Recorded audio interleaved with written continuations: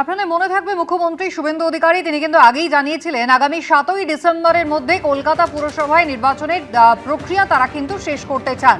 আর কলকাতা এবং হাওড়া এই দুটো পুরসভার ক্ষেত্রে আসন পুনর্বিন্যাস এবং সেই সংক্রান্ত সংশোধনী বিলের জন্য আজ একদিনের জন্য বিধানসভায় বিশেষ অধিবেশন বসছে। কথা বলবো উজ্জ্বল মুখোপাধ্যায় রয়েছেন আমাদের সঙ্গে টেলিফোনে। উজ্জ্বল, আজ ঠিক কি হতে চলেছে? দেখো, সেটা হচ্ছে যে অত্যন্ত গুরুত্বপূর্ণ দুটো বিল আজকে বিধানসভায় পেশ করা হবে এবং আলোচনার জন্য রাখা হবে। এই দুটো বিলের মূল বক্তব্য একটাই, সেটা হচ্ছে যে দুটো পুরসভা, কলকাতা পুরসভা এবং হাওড়া পুরসভা বা কর্পোরেশন, এই দুটোর ক্ষেত্রেই তারা আসন পুনর্বিন্যাস করতে চায়। রাজ্য সরকার মনে করছে যে এই মুহূর্তে কলকাতার যেভাবে বৃদ্ধি হয়েছে বা জনসংখ্যা যেভাবে বেড়েছে, তাতে 144টা যে ওয়ার্ড রয়েছে সেই ওয়ার্ডকে পুনর্বিন্যাস করে সেটা 208 এই পরিমাণ ওয়ার্ড তারা করতে চায়। এবং হাওড়ার ক্ষেত্রে 50টা ওয়ার্ড রয়েছে, সেই ওয়ার্ডটাকে বাড়িয়ে তারা 68টা ওয়ার্ড করতে চায়। এই কারণেই হচ্ছে এই গুরুত্বপূর্ণ দুটো অ্যামেন্ডমেন্ট বিল আনা হচ্ছে। কারণ এই 1980 সালের যে বিল, তার মাধ্যমে এই 144টা ওয়ার্ড সেগুলোকে চিহ্নিত করা হয়েছিল। আজকে রাজ্য সরকারের পক্ষ থেকে বলা হচ্ছে যে বিল তারা আনছেন তাতে বলা হচ্ছে যে জনসংখ্যার ভিত্তিতে বসতি এবং বসতির ক্যারেক্টারকে সামনে রেখে এই পুনর্বিন্যাস তারা করবে। কিন্তু পুনর্বিন্যাসের ফর্মুলা কি হবে, অর্থাৎ কিভাবে তারা পুনর্বিন্যাস করবে, সেটার সম্পর্কে অবশ্য বিলে স্পষ্ট কোনো ইঙ্গিত নেই। মনে করা হচ্ছে যে আজকে আলাপ আলোচনা এটা উঠে আসবে। অর্থাৎ একটা বিষয় কিন্তু খুব স্পষ্ট, যে মুখ্যমন্ত্রী যেটা বলেছিলেন ডিসেম্বর মাসের মধ্যে তিনি কলকাতা পুরসভার নির্বাচন এবং হাওড়া পুর কর্পোরেশনের নির্বাচন তিনি শেষ করবেন, এই কারণেই তড়িঘড়ি করে একদিনের বিশেষ অধিবেশন ডেকে এই দুটো বিলকে তারা আজকে বিধানসভায় পেশ করছেন এবং পাশ হওয়ার পর তারা রাজ্যপালের কাছে পাঠাবেন সইয়ের জন্য। অর্থাৎ দুটো গুরুত্বপূর্ণ বিষয়, 144টা আসন পুনর্বিন্যাস করে 208টা হবে কলকাতার ক্ষেত্রে এবং হাওড়ার ক্ষেত্রে 50টা আসন বেড়ে 68টা হবে। এটাই আজকে মূলত এই বিলটাই আজকে বিধানসভায় পেশ করা হবে। বিরোধীরা আপত্তি তুলেছেন, বিশেষ করে কালীঘাট শিবিরের দাবি যে কি ফর্মুলায় ভাগ করা হচ্ছে ওয়ার্ডগুলোকে, সেই সম্পর্কে কোনো স্পষ্ট ধারণা এখনো পর্যন্ত সরকার দিচ্ছে না। তাদের দাবি ছিল যে জনগণের সঙ্গে কথা বলে তাদের মতামত নিয়ে এই পুনর্বিন্যাস তারা করতে পারত। যদিও সরকারের পক্ষ থেকে স্পষ্ট জানানো হয়েছে যে নির্দিষ্ট ফর্মুলার ভিত্তিতেই, অর্থাৎ এক একটা অঞ্চলের জনবসতি এবং সেখানকার বিভিন্ন বাসস্থানের যে চরিত্র, সেটাকে চিহ্নিত করেই তারা এই পুনর্বিন্যাস করতে চলেছে। উজ্জ্বল, ধন্যবাদ। দিলীপ ঘোষ কি জানিয়েছেন এই নিয়ে দেখুন। আজকেই অধিবেশন আছে, বিশেষ অধিবেশন। এই সমস্ত বিল আসবে, পাস করা হবে।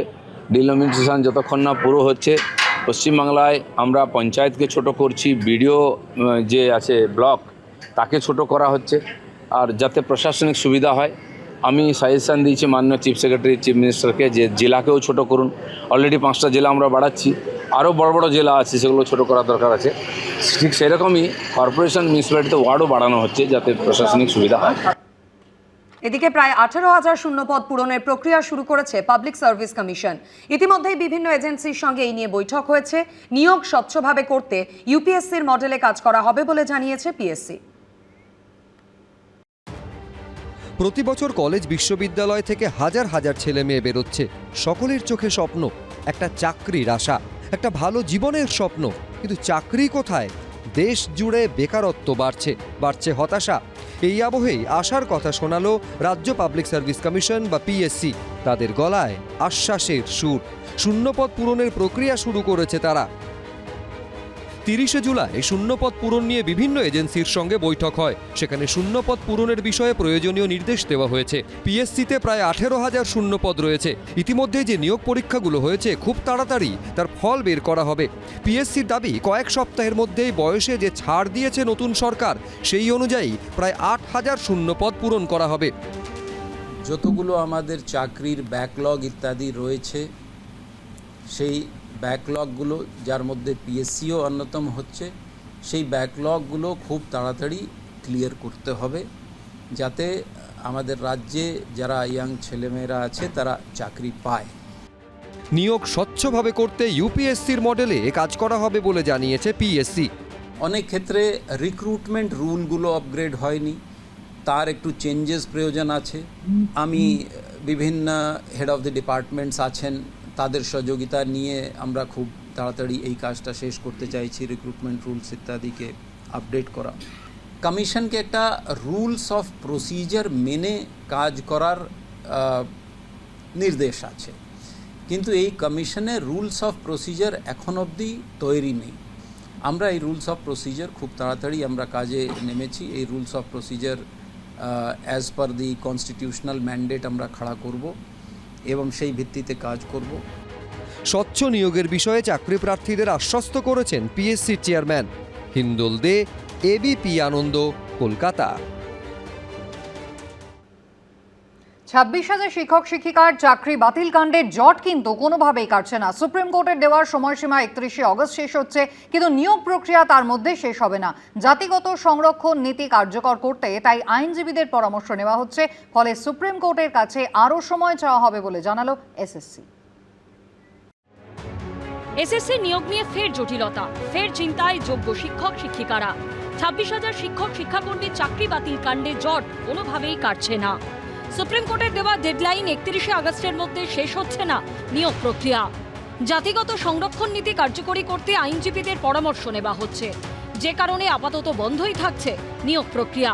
ফলে সুপ্রিম কোর্টের কাছে আরও সময় চাওয়া হবে, জানিয়ে দিল স্কুল সার্ভিস কমিশন। 31 অগস্টের মধ্যে তো ডেডলাইন আছে, তো সেই ডেডলাইনের মধ্যে তো কমপ্লিট করতে না পারলে ওটা আমরা আমাদের অ্যাডভোকেটকে জানিয়েছি। The recent developments in supreme court we have informed our advocates. তো as per their direction and as per the courts direction আমরা ওটা প্রসিড করব। আপনারা কি কোর্টে জানাবেন এটা? আমরা আমাদের অ্যাডভোকেটকে জানিয়েছি, অ্যাডভোকেট আবার কোর্টে মুভ করবেন।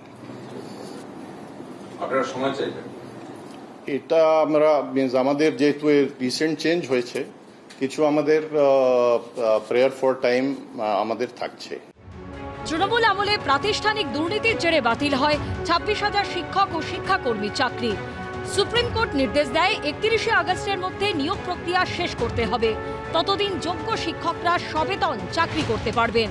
এর মধ্যে বিগত সরকারের আমলেই 2025 সালে ফের এসএলএসটির পরীক্ষা হয়।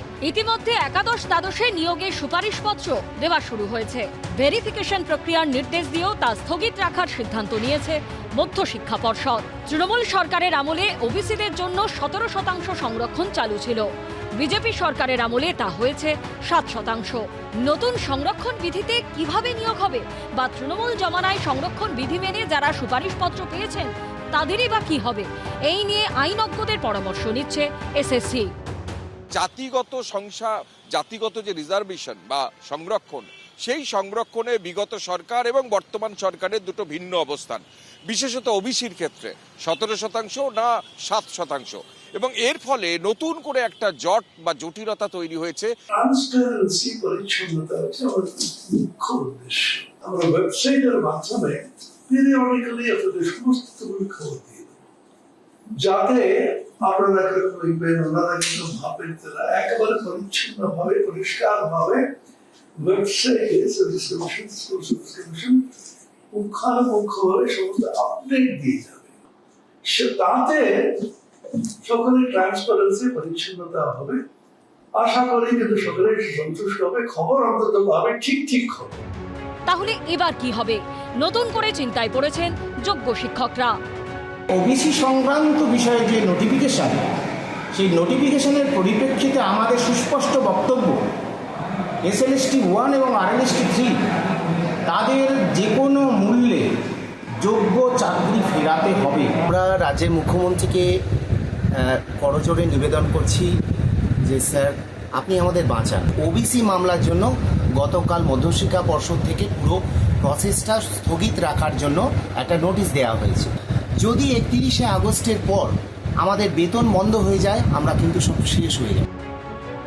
এখন দেখার এসএসসি কবে সুপ্রিম কোর্টের দ্বারস্থ হয়, সুপ্রিম কোর্ট কি নির্দেশ দেয়। সব মিলিয়ে যোগ্যদের ভাগ্য নিয়ে দোলাচল কাটছে না। কৃষ্ণেন্দু অধিকারীর রিপোর্ট, এবিপি আনন্দ, কলকাতা। এবিপি আনন্দ, এগিয়ে থাকে, এগিয়ে রাখে।